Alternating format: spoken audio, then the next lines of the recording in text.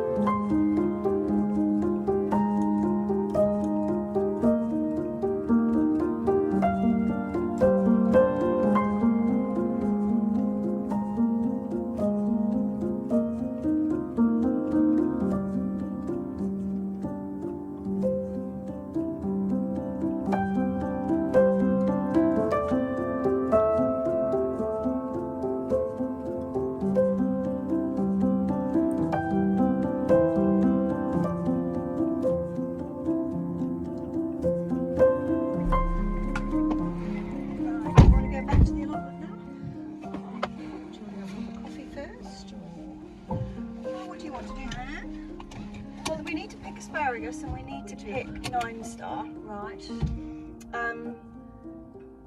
What time is it? Oh, I don't know. Oh no, I don't have my watch on. God, you did all that work too, walking up and backwards and forwards. What time is it? 2:30. Well, what are you feeling? Do you want a cup of coffee? We didn't have one after lunch. We didn't. We'll go home and have Let's a go home coffee. and have a cup of coffee.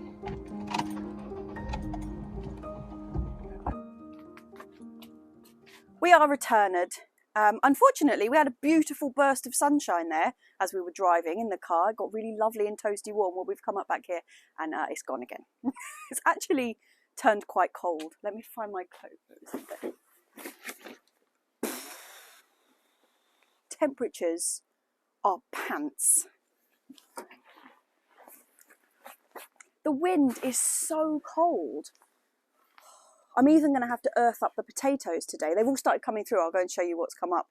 But yeah, it's supposed to be down to like 3, 2 in like tomorrow night, 3 tonight and then 2 tomorrow night. What is this about? It's not right. It's not right. Anyway, first thing I've got to do today is, you know, I moved my arches over last week. I moved them but didn't secure them, so they're all kind of doing this in the wind. So my first job is to get them anchored into the ground properly, and I'm going to use the old poles, the ones that I've been using for years, the ones that were the original like hoopy polytunnel. They're going to go into the ground, and then I'm going to bamboo cane the hell out of them and just get them really strong, ready for growing the beans up, because we are rapidly approaching bean sowing time. Which means actually that I need to clear out some of the things in the poly, because I've got things in my root trainers already, haven't I? Oh, we're getting a queue forming already for pots. Okay, let's do arches first. Oh.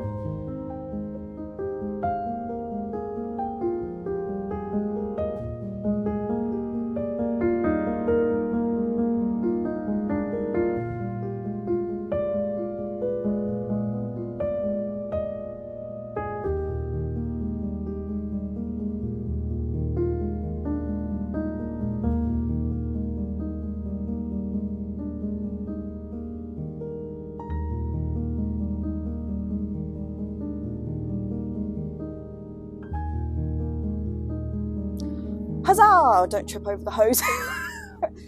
Arches, really sturdy. I'm really happy with that. We've got these poles hammered in a good 2 feet, and then it's all secured to that, and then the bamboo canes running across to tie them all in. That was a bit loose. But yeah, strong as you like. I think they're going to be marvellous this year. I'm really excited about having a whole tunnel. So previously we had like a gap between, so it would be like where's my finger, that bed, then not that bed, then this bed, you know, which was good because you had like lots of space between them. But I'm quite excited about the idea of like a proper tunnel this time. And now I've got like the run that goes all the way across the top to give them a bit of extra strength. It kind of adds to the tunnel-y feel to it. Yes, I'm really pleased. In terms of beans this year, though, we've decided that we're not going to do Bolotis or Greek Gigantes. Not because we don't want them, it's just that we have got so many left over in the freezer. We haven't even got through half the amount from last year's harvest, because it was a really good harvest, and in fact we've actually got some left over from the year before as well. And so we're going to put them on pause for a year, probably try and build up a situation, build up a situation where we're growing them every other year, because they're incredibly productive. I mean, one of these arches, what do we normally do? 6 plants on each side, so 12 plants. And the amount of, particularly the Bolotis, my goodness, just so many of them. Anyway, we've got tons left. So I am taking a leaf out of Audrey's book. If you've been tuning in to Potty Mouth, Audrey has decided that there's some things this year that they've got so many of them canned and frozen and like ready to use that they haven't got through, that she's just cutting them off her grow list this year. And I'm going to do the same with the drying beans. That means that on this run, I need to get in French beans and runner beans. And I grow at least 3 varieties of French beans every year. And I might be able to up that because I've got a bit more space.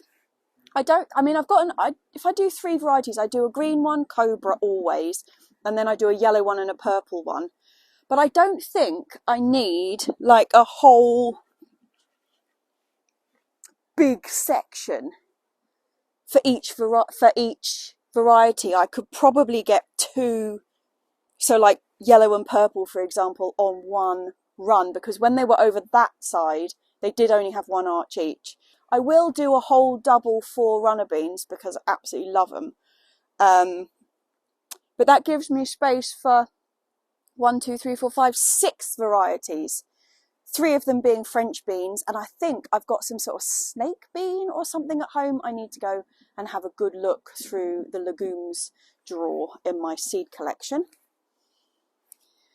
Yeah, oh boy. Right, what have I got to do next? And oh, I was going to show you the potatoes, wasn't I? I need to earth them up. So this here was the second set we put in. This was, who were we? Aaron Pilot, Swift, and Home Guard.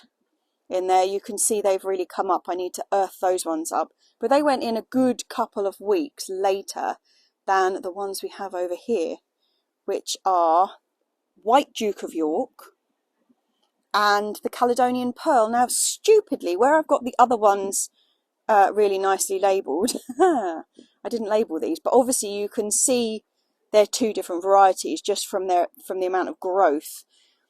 There's one, and there's one. I've got a feeling that these might have been the Cali Pearls at this end. Not sure. But considering we've got such cold weather coming tonight, tomorrow night, and the night after, I'm going to earth them up, just give them a little bit of protection. I don't think it's going to be freezing. I mean, we're not going to go that extreme, but they are beautiful, tender, new, lovely growth. So I'll get on that now.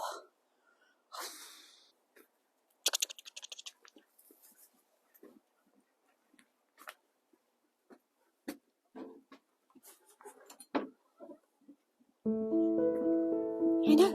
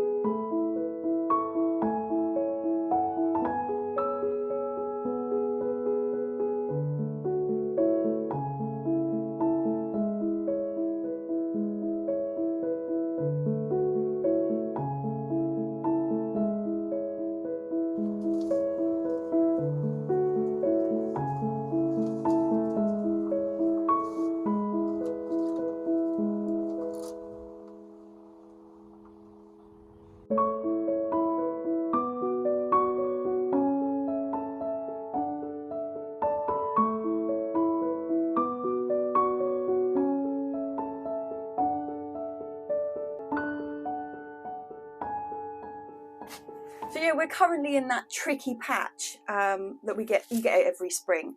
Not quite such cold nights, but daytimes it's getting really, really hot in here, even if we open everything up.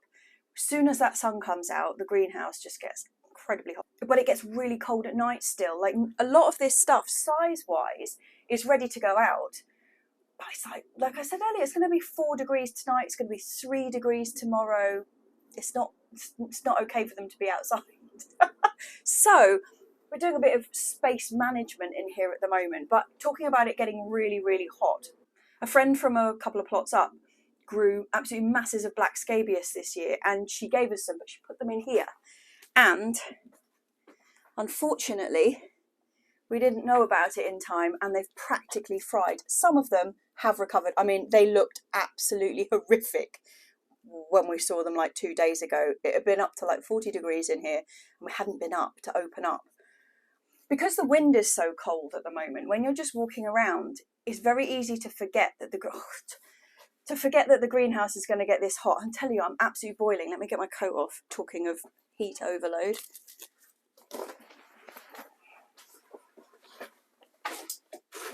Whew. That's better. Yeah, but these chaps, I mean, most of them have recovered, and I'm just going to pop them up now. So they need to come out of this little pot. And I'm also sowing. I just wrote out my labels for a load of flowers. Normally I sow these early March, but I didn't get round to it. And now it's mid-April, but I'm doing it anyway. These are the cosmos and the zinnias. I've got more cosmos than I was expecting this year. I got overexcited. But I've got 4 varieties. Just put those, I've just watered so everything's wet. There we go. I've got 4 varieties. I'm going pink mosaic. Look how pretty that is. Gorgeous. Apricot lemonade I have tried for a couple of years running. Last year I got 1 and it was stunning, so I'm having another go at it.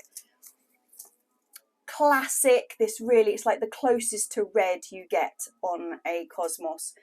It's just beautiful, and they fade out, so like the early flowers are really quite pink, and then as they kind of fade out they go like this dusky rose colour. They're absolutely gorgeous. And then I've just got the bog standard, like the mix, you know, the pink mix. So we should have a nice display of cosmos this year if I can get all of these to come up and I'm not too late. The other thing that I'm getting in today is my zinnias. I'm hoping that a lot of zinnias from last year will have self-seeded and I'll be able to transplant those seedlings. Mum also collected a load of the seed from them, which I was going to sow today, but I can't find them. I was convinced they were in the shed, but with my massive sort out yesterday, I didn't find them. So they must be at home. I have to go and look at them. But the varieties that I've got, Queen Lime, I was very kindly given this. I grew this one the last 2 years running. It's a joy. I have Cinderella Peach, which I just think looks gorgeous. I just want to eat it, basically. And then I saw this one, Whirligigs. I can't not have a Whirligigs, can I? What with the girly whirly woos, who are currently digging up the asparagus bed. But still, I'm going to get these in, pot up the black scabious, so it's all a bit flowery in here at the moment. And then I'm going to go and pick some asparagus to try and defend it from those girly whirlies. And then what are we going to do? I've really got to sow some courgettes. Like, now is the time for me here for courgettes and beans, like the summer beans, the French beans, the runner beans, that kind of thing to go in. Yeah, but like I said, I've got my fantastic root trainers in here, but I've got two blocks of them, and they've got sweet peas in, which I really want to get out, but it's too cold. And I've got my sugar snaps as well. They also need to go out. In fact, they're being eaten. Great. But yeah, they really need to go out. So they need to go out before I sow the beans. I'm not in a hurry to sow the beans. Like, lots of people don't sow them until the beginning of May. But I'd like to get some going. Anyway, oh, I tell you what though, look how good the chickpeas look. Look at these babies. I know, so last year I got the chickpeas totally wrong. It was a experiment. I'd never grown them before. I'd never even really thought about growing them, to be honest. But my friend Rick sent me some in the post. And I just thought, oh, well, I'll give it a go. And I looked up, because I didn't even know what the plants looked like. I looked up what the plants looked like, and they look like these beautiful, big, sort of bushy plants. So I diligently sowed all my chickpeas and then planted them out with like ample spacing between them. Then I realised that people actually grow them in clumps like you do peas. And so they were incredibly sparse, and I got probably maybe 12 chickpeas off them last year. It wasn't a wild harvest, but this year I've sown them in 3s or 4s in these, and they'll go out like this in one single row. They won't. I won't separate them out. And then as soon as I've got these ones out, I'm going to do another load. So yeah, because I tell you what, those chickpeas, the taste of them was wonderful, particularly fresh, like green chickpeas. Oh, really, really nice.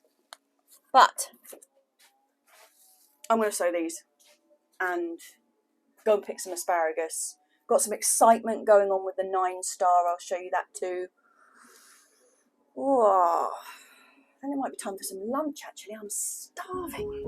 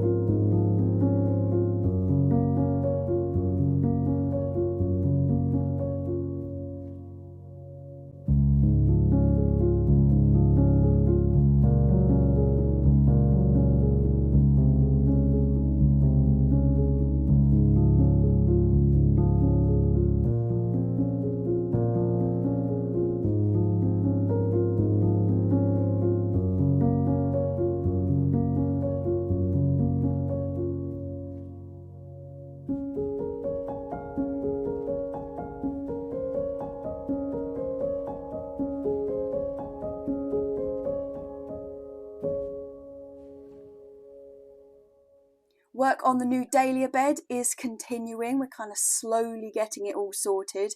We started at the other end, obviously, and managed to get some in last week, which was good.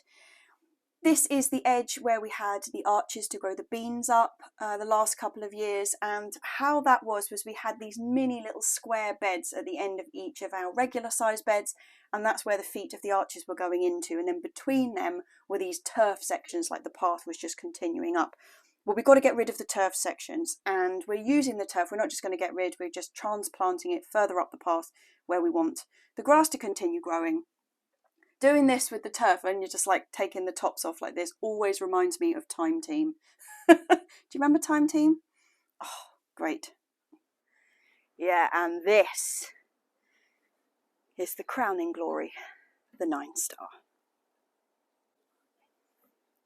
Look at the beauty of that. So we're getting all our little smaller ones underneath here coming along really nicely, and on that side. Oh, such a beautiful plant. It's such a shame we had like 6 of these plants and they were gorgeous, but big. Like this is actually quite a small one compared to how the others were, but I mean, I promise not to keep going on about the winter of, what winter was it? It wasn't even this winter, was it? Winter 22 to 23, lost them. So I've got some more seed to go in actually. I've got to start some more of these off because this is one of my absolute favourite vegetables. It's delicious. It's not entirely cauliflowery, but it's much more of a cauliflower flavour than, say, a purple sprouting broccoli, which is a very, very different flavour to a cauliflower. Even white sprouting broccoli doesn't actually taste anything like cauliflower. It tastes like a slightly milder purple sprouting broccoli, really.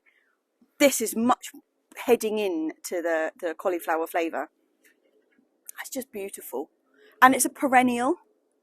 It lasts, I think the general kind of gist is that they last about 5-6 years. So if you can get them on a cycle, it's a bit like the Asturian tree cabbage, which is another thing that we lost last year, which I am currently in the process of re-sowing. But yeah, that's what that cage behind us that we moved a couple of weeks ago, that's what that's going to be for, is the perennial brassicas. So the 9-star, the Asturian tree cabbages, and I also want to get some Taunton Dean kale. I got some cuttings off Alex a couple of years ago now, but they didn't take, unfortunately. What happened, I never actually got them into the ground, unfortunately, so that's what I'm on the lookout for. But get those 3 in there, and there's a couple of other bits and pieces that I want in there. And they will live happily in that, what's it called? Brassica cage. Mum was just watering in the grass.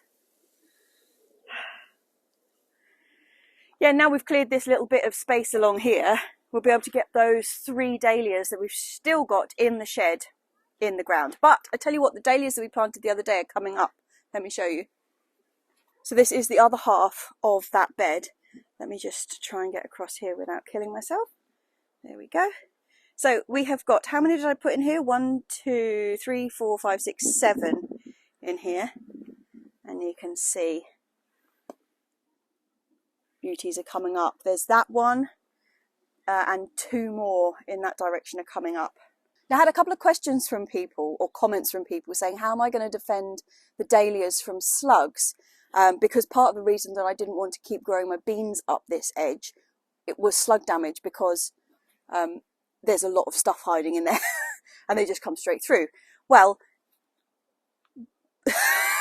she says with a huge pause, because this is going to be kept really clear.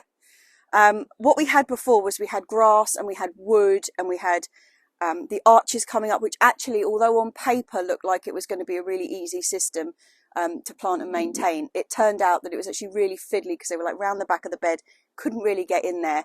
And the beans were planted right up against the wood, slugs hiding in the wood, all that kind of stuff, and it just didn't work. But this is going to be kept really clear and quite barren. And I also have some slug nematodes. But yeah, part of the reason that we want to have dahlias up this side rather than like the other flower beds that we've got, which are not dedicated, I really hope the wind isn't getting to you. Let me see if I can shelter you a bit, is because we've got bindweed and all sorts of other awful weeds coming in from over the fence on that side. But having the dahlias there, because they're just a set unit and they die down in the winter, it means we can really blitz the whole thing every spring and make sure it's totally clear like winter and spring, and hopefully keep an eye on it, keep them down. Anyway, I think that's probably us done for today, chaps. I think that's us done today. I've got somewhere quite exciting to go tonight. So, yeah, I'll tell you all about that in a mo. Yep, there we go. Off sort of done that. The rhubarb's done though. Rhubarb. We were going to pick some rhubarb today too.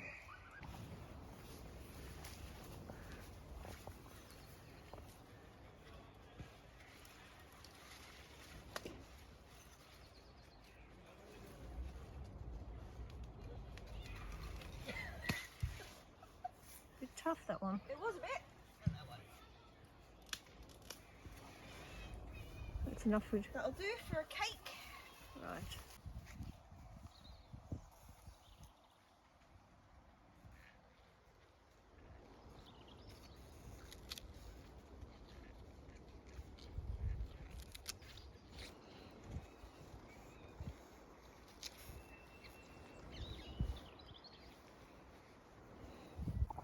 Hey girly girlies, you're still destroying the asparagus. Oh, and the strawberries, yep, and the nasturtium seedlings. Yes, of course. Destruction, doom and destruction from the velociraptors.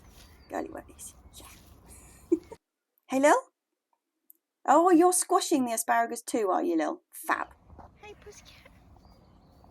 Gorgeous girly. Gorgeous girly, yeah, I know, Gorge. I know. Silly chickens, aren't they?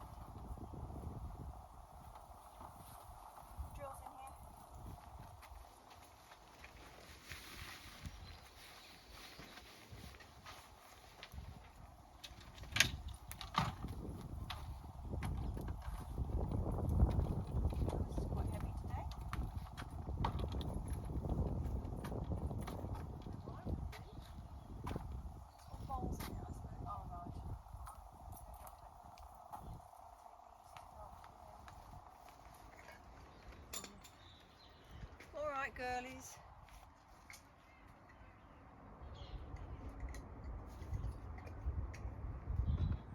Let's go.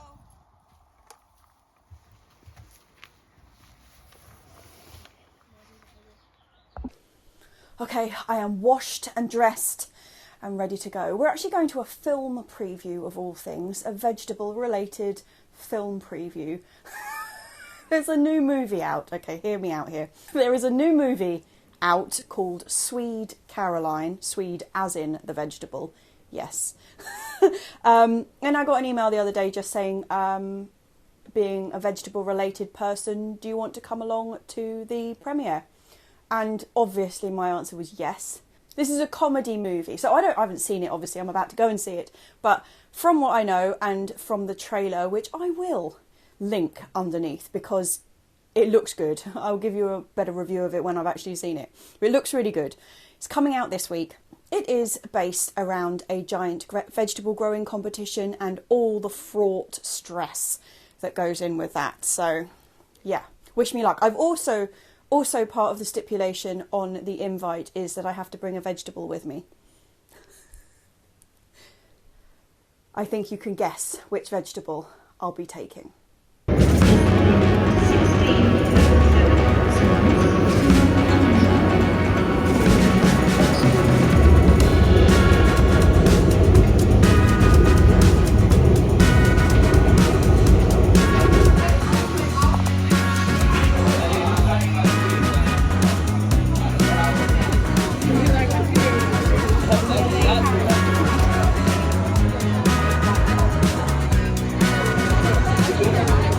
That was part of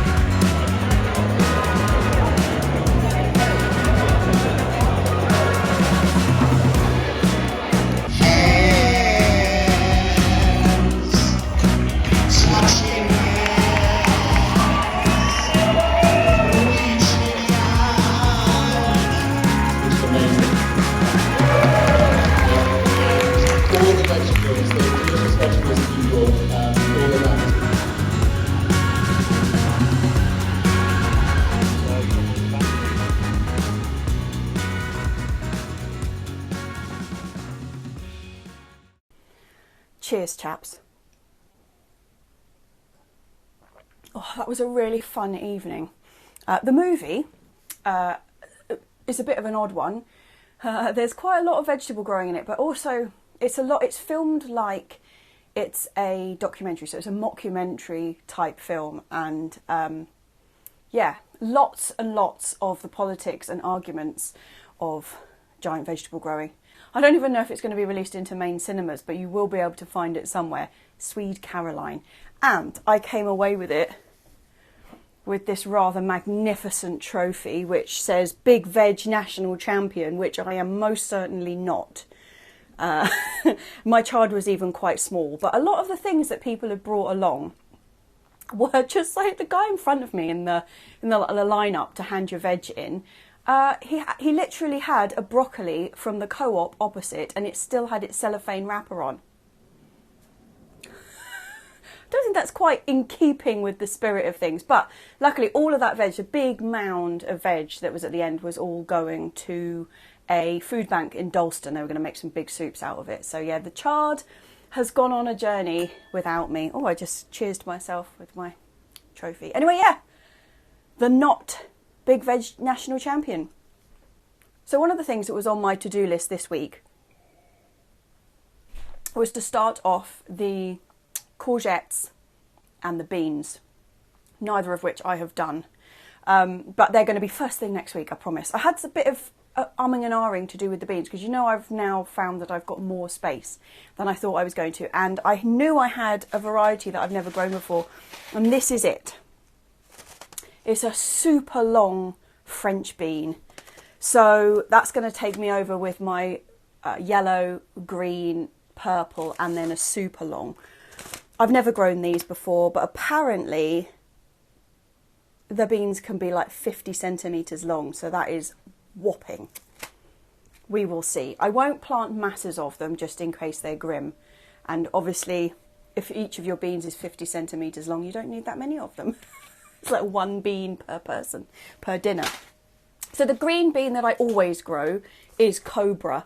Discovered this variety about 3 years ago now, and the beans are just outstanding flavour. They're just brilliant. So it's always Cobra. I've got some decisions to make on the purples. I normally grow this one, which is another Frankie's seed one. Really nice tasting beans. But as they get older, they do get quite stringy. So you do have to be quite on it with the picking of them. But they're a very circular bean, whereas last year I grew Blauhilde, this one, which had a much flatter bean, still both French beans, but much flatter. So I'm not sure which one I'm going to do just yet. If you've got an opinion flavour-wise between Blauhilde and Triofono Violetto, in fact. So I've got that decision to make. And also my yellow beans, I normally grow a variety called, it's something very similar to Nudecker. Unfortunately, there's an artist called Mariella Nudecker, and I always get the name mixed up, but it sounds very similar to that. I will put the label on here, and I haven't ordered them yet, so I can't even get those ones in yet. So if you've got any suggestions on a yellow climbing bean. Skinnies. I don't really like the wide flat ones particularly, so skinnies. And also climbing is important. I've got quite a few packets of dwarf French beans, but I've got to be honest, I find the picking of dwarf French beans really infuriating. It's part of the reason that I've got those arches. If you saw the video that I made, which was entirely dedicated to the joy of growing beans up arches, it's purely for the picking. Because I find the beans, when they're really close to the ground, you're kind of scrabbling around trying to find them, and you always miss some in the middle there. Also, dwarf beans are much more susceptible to pants watering, which is my watering method. It's pretty inconsistent, and the climbing beans seem to cope with it much better, whereas my dwarf beans, I tend to get really curled beans because my watering strategy isn't that great. So that's another reason that I go for climbing, but it's the picking mainly, when they all just hang down nicely for you under the arch and you can just see where they all are and it's all beautiful. That's how I like to pick my beans. I mean, I will go through all of this when I'm actually sowing them. So loads of beans on the go next week, as well as courgettes. I'll run through my courgette varieties next week. I think the weather's supposed to be improving next week as well, which will be nice because it has been so chilly. So chilly. That wind has been just like ice cutting through. And the other day we nipped up to the allotment and have a look at this. It's mid-April. This should not be happening here. Look at the size of these hailstones. I mean, admittedly, it only lasted about 5 minutes, but still. Look at them. Still. That's not cool, chaps. Well, it is cool. Cold, in fact. But yeah, it's not on. It wasn't a happy bunny rabbit, I can tell you. Nor were the girlies. They were like being pelted by these things. My goodness. One other thing I wanted to draw your attention to in this final ending bit was, you know the 9-star broccoli cauliflower thing that I was talking about earlier that I harvested? Well, I absolutely love that plant, and I can't remember where I first heard about it from. It's probably Instagram, to be fair. Probably Instagram. But I know where I got my first plants from. I bought them off a bloke called Scott on Etsy. And he sent me the 6 plants, which were the 6 ones I had in that I've now only got the 1 remainer.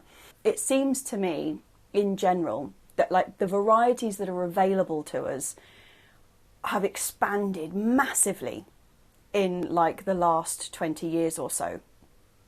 However, I was very interested with the 9-star, which is something that very few people grow. It's like quite an unusual variety. Well, I was looking in my Dr. Hessian the other day, which is absolute quality book, this, by the way. But my version of it, this particular edition, came out in 1985. So we're talking nearly 40 years ago. And in the broccoli section, it has down here perennials, talking about perennial broccoli, and then it recommends 9-star. So obviously it was it used to be far more common than it is now. So that's quite interesting. In this same book, we've got 9-star at one end of the book, and the other book, this gives you an idea of the UK in 1985. Under the section garlic, it recommends, if you are a beginner with garlic, you must use it very sparingly or you will be put off forever. Rub a wooden salad bowl with a clove before adding the ingredients, or rub the skin of poultry before roasting. And then you can try dropping a whole unskinned clove into a casserole or stew, remembering to remove it before serving. By then, if you've lost a little of your garlic fear, you can try it crushed in meat, etc., as the continentals do. Oh. Wow, yeah. So, good old 1985 Dr. Hessian, but it's still absolute quality. Apart from the pests and the diseases bit is a little bit tricky because it basically just suggests that you napalm everything with the toughest chemicals known to man that kill everything around it. So we don't go into the pests and diseases section, but all the rest of it, I mean, it's just such a great book. I'm having a Dr. Hessian loving. Sorry, that was a complete tangent. On that note, chaps, I think I'm going to say my final cheers. We have loads of sowing to do next week, like I say, the courgettes and the beans. I'm hoping I wasn't too late with my cosmos and my zinnias, although the packets say you can sow them up till May, so I think we should be all right. I just won't get them early, but it'll be okay. And I'm hoping that the weather is going to improve enough for us to be able to shunt some of that stuff which is hiding in the greenhouse currently, shunt that out into the beds. I've got lettuces and stuff in there that could really do with going out. And then we have more space to get more sowing. And then we go on there. I've also got a tomato update next week headed your way. Anyway, chaps, I'm going to say cheers. Cheers to everybody who watches every week. Special cheers to the people whose names you see at the end of this vlog every week, because they are pretty much the sole reason this vlog has continued for the 4 years that it's been going.